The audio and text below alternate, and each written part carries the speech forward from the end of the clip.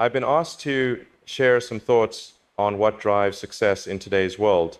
But before I continue, I want to make something clear. I don't believe I have some magical formula.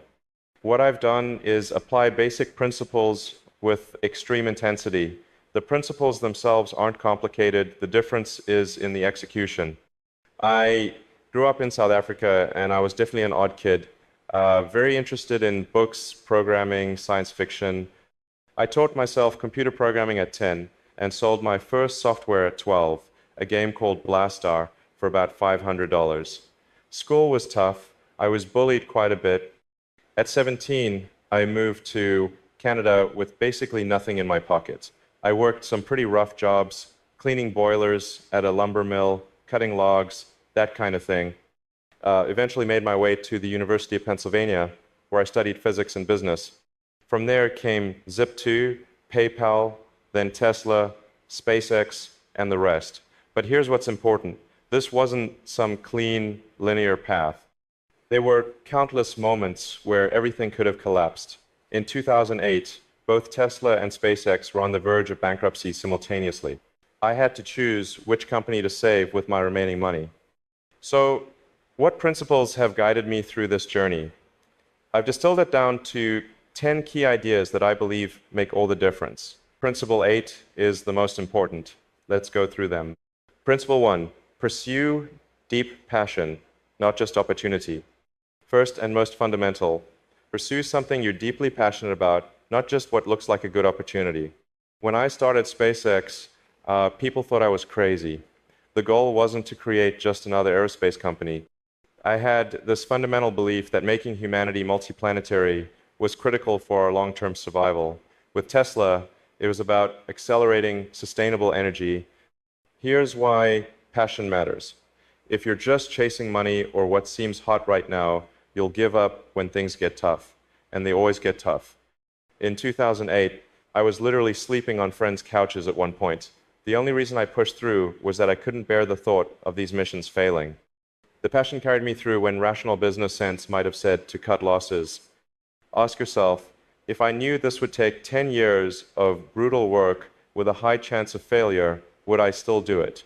If the answer is yes, that's genuine passion. Principle 2, develop first, principles thinking. The second principle is using first principles thinking instead of reasoning by analogy. Most people look at what others have done and make incremental improvements. But real innovation comes from breaking problems down to their fundamental truths and building up from there. When we started SpaceX, the conventional wisdom was that rockets cost tens of millions of dollars. Instead of accepting that, I asked, what are rockets made of? Aerospace-grade aluminum alloys, titanium, copper, carbon fiber. How much do the materials cost? Only about 2% of the typical price of a rocket. So I reasoned that the fundamental cost of building a rocket should be much closer to the cost of the raw materials. Everything else is a function of the design and manufacturing process. By focusing on the physics rather than industry conventions, we eventually built rockets for a fraction of the prevailing cost. Try this yourself. Next time you face a problem, instead of asking, how have others solved this? Ask, what are the fundamental truths here? What are we trying to achieve at the most basic level? It's harder mentally, but that's where breakthroughs happen. Principle 3, embrace calculated risk and failure. The third principle is embracing calculated risk and learning from failure. Too many people are paralyzed by fear of failure, but failure is just a data point, information you can use to improve. At SpaceX, our early rocket launches failed spectacularly. The first 3 Falcon 1 launches exploded. We were running out of money. Each failure taught us something critical. I didn't expect success on the first try or even the third. I budgeted for failure. The key is to make sure you can survive failure. Don't bet everything on a single roll of the dice unless you absolutely have to. The 4th launch of Falcon 1 succeeded, and that changed everything. Had we given up after the 3rd failure, SpaceX wouldn't exist today. Here's a question for you. What risks have you been avoiding that might be worth taking?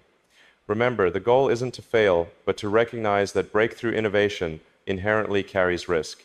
Principle 4, work with extreme intensity. The 4th principle is to work with extreme intensity. There's no substitute for hard work. When people ask how I've managed to build several companies simultaneously, the answer is simple but not easy. I work 80 to 100 hours a week when necessary. During critical periods at Tesla, I slept on the factory floor, not because I wanted to, but because there was no time to go home if we were going to solve the production problems. Is that sustainable for most people? No, and it's not meant to be. It's about being willing to sprint when necessary. If you're competing against people who are working 40-hour weeks and you're working 80 to 100 hours, you'll accomplish in 4 months what takes them a year. But let me be clear, efficiency matters enormously. I block my calendar in 5-minute increments. I batch similar tasks. I avoid meetings unless absolutely necessary. You can work intensely without working stupidly. Principle 5, build exceptional teams. The fifth principle is building exceptional teams. No matter how talented you are individually, complex problems require great teams. My success has depended heavily on my ability to attract and retain extraordinary people. I look for evidence of exceptional ability, not credentials, not degrees from prestigious universities, but actual evidence that someone has done something remarkable. In interviews, I ask candidates to tell me about the most difficult problems they've solved and exactly how they solved them. You can quickly tell who actually did the work versus who was just adjacent to it. Once you have great people, create a culture where the best ideas win, regardless of who they come from. Bureaucracy is a cancer that slows innovation. If a process or rule is getting in the way of doing the right thing, the rule should be changed. Even if you don't run your own company, you can apply this by choosing who you collaborate with carefully and creating a pocket of excellence within whatever organization you're in. Principle 6, focus on signal over noise. The sixth principle is focusing on signal over noise. We live in a world of constant distraction. Social media, news cycles, office politics, these can consume enormous mental bandwidth with very little return. Success requires the discipline to focus on what actually matters, the core problems you're trying to solve. I'm ruthless about time allocation. Every minute spent on Twitter when I'm not using it strategically is a minute not spent solving critical engineering problems or thinking about company strategy. At Tesla, we had a rule. If you're in a meeting and not adding value, leave. It's not rude, it's respecting everyone's time, including your own. Here's a filter I use constantly. Will this matter in 5 years? If not, it's probably noise. Energy is finite. Every unit of attention you give to noise is attention not given to signal. Principle 7, develop a high learning velocity. The seventh principle is developing a high learning velocity. In rapidly changing fields, the rate at which you can learn might be your most important competitive advantage. When we started SpaceX, I wasn't a rocket scientist. When we started Tesla, I wasn't an automotive engineer. I had to learn these domains rapidly. I use what I call a knowledge tree approach. First, establish the fundamental principles, the trunk and big branches. Don't start with the leaves, the details. For instance, if you want to understand batteries, start with basic electrochemistry, not with the latest battery management algorithms. Once you have the fundamentals, the details become much easier to assimilate and contextualize. Another accelerator, ask lots of questions, even if they seem basic. Many people limit their learning by trying to appear knowledgeable rather than being genuinely curious. And practice teaching what you learn. If you can't explain it clearly to someone else, you haven't truly mastered it. Can you explain a complex concept to a smart high schooler? If not, you probably have gaps in your understanding. Principle 8, commit to extreme execution. Now, principle number 8, which I consider the most vital of all, is committing to extreme execution. Ideas are easy, implementation is hard. The difference between success and failure usually isn't the quality of the idea, it's the quality of the execution. Why is this the most important principle? Because without execution, everything else is just theory. I've seen countless brilliant ideas fail because of poor implementation, and I've seen seemingly ordinary ideas succeed wildly because of exceptional execution. At Tesla, our mission to accelerate sustainable energy isn't unique. What's unique is our relentless focus on making it happen, building factories, solving thousands of engineering problems, creating a global charging network. Let me give you a specific example. When we were scaling Model 3 production, we hit what I called production hell. We were supposed to be making thousands of cars per week, but we were barely making a few hundred. The automated line wasn't working. The conventional wisdom would have been to slow down, reassess for months. Instead, I moved into the factory, worked around the clock with the team. We rebuilt the production line while it was running, replaced automation with human workers where necessary, found creative solutions to bottlenecks. It was brutal, probably the most difficult professional challenge I've faced, but that commitment to execution got us through. Now, Tesla produces over 1 million vehicles annually. Execution is about persistence plus creativity plus speed. You have to keep pushing forward, but also be willing to pivot when something isn't working. And you need to move. Fast momentum matters enormously. How can you develop this execution mindset? Start by being honest about the gap between plans and reality. Most projects fail because people deceive themselves about progress. Create tight feedback loops, measure results frequently, and adjust course when needed. Second, develop a bias toward action. When in doubt, try something. A good decision today is better than a perfect decision next month. Third, be willing to roll up your sleeves and dive deeper into details when necessary. You can't delegate understanding of critical issues. I cannot emphasize enough how much this principle matters.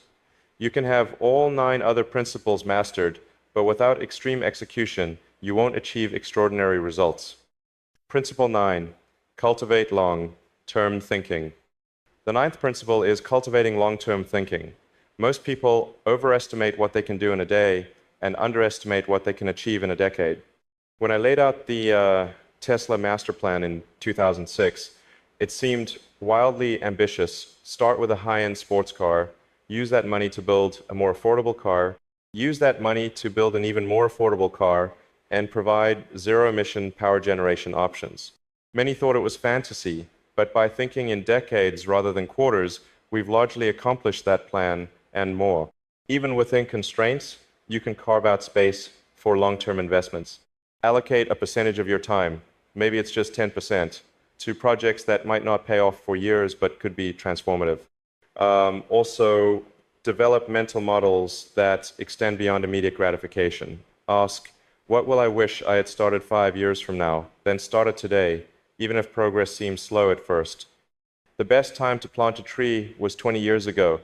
The second best time is now. With exponential technologies, small leads compound over time. Starting early, even if progress is initially slow, can lead to insurmountable advantages later. Principle 10, maintain unwavering conviction. The 10th principle is maintaining unwavering conviction in the face of doubt and criticism. If you're doing something truly innovative, most people will think you're wrong or crazy. You have to have enough self-belief to push through that skepticism. In the early days of SpaceX, aerospace experts publicly ridiculed the idea that a small startup could build orbital rockets. With Tesla, auto industry veterans said electric vehicles would never go mainstream. With Neuralink, many neuroscientists doubted our approach. In each case, the conventional wisdom was strongly against us. Had I listened to the majority opinion, none of these companies would exist. How do you distinguish between valuable criticism and noise you should ignore? That's the key question. You can't just ignore all feedback. That's a recipe for self-delusion. I actively seek out negative feedback about specific aspects of our products or approaches. That kind of criticism is gold. What I ignore are the categorical dismissals, people saying this entire approach can't work without engaging with the specifics. Often those criticisms come from incumbents who are incentivized to maintain the status quo. The vision should be almost immovable, but the path to that vision should be highly adaptable. We've changed our technical approach countless times at both Tesla and SpaceX, but the core missions have remained constant. To maintain conviction when it seems like everyone is against your idea, develop deep knowledge in your field so your conviction is based on understanding, not just hope. Surround yourself with people who share your values, but who aren't afraid to challenge your thinking. As Arthur Schopenhauer said, all truth passes through 3 stages. First, it is ridiculed. Second, it is violently opposed. Third, it is accepted as self-evident. If you're working on something truly innovative, expect to experience all 3 stages. So those are my 10 principles. 1. Pursue deep passion, not just opportunity. 2. Develop first principles thinking. 3. Embrace calculated risk and failure. 4. Work with extreme intensity. 5. Build exceptional teams. 6. Focus on signal over noise. 7. Develop a high learning velocity. 8. Commit to extreme execution. The most important. 9. Cultivate long-term thinking. 10. Maintain unwavering conviction. Let me leave you with this thought. What keeps me going through the inevitable dark periods? When things seem impossible, what's my source of resilience? I come back to purpose. I genuinely believe the missions of my companies are vital for humanity's future. Making life multiplanetary, accelerating sustainable energy, creating safe AI, these aren't just business objectives. They're existentially important. When I'm at my lowest, I remind myself what's at stake. It's not about me or my ego or wealth.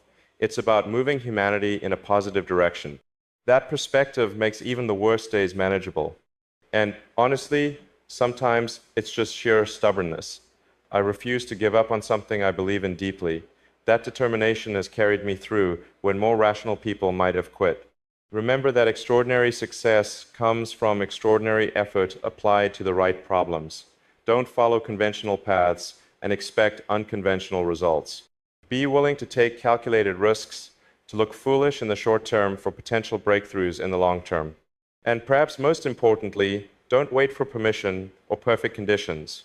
The world doesn't change by asking politely. It changes when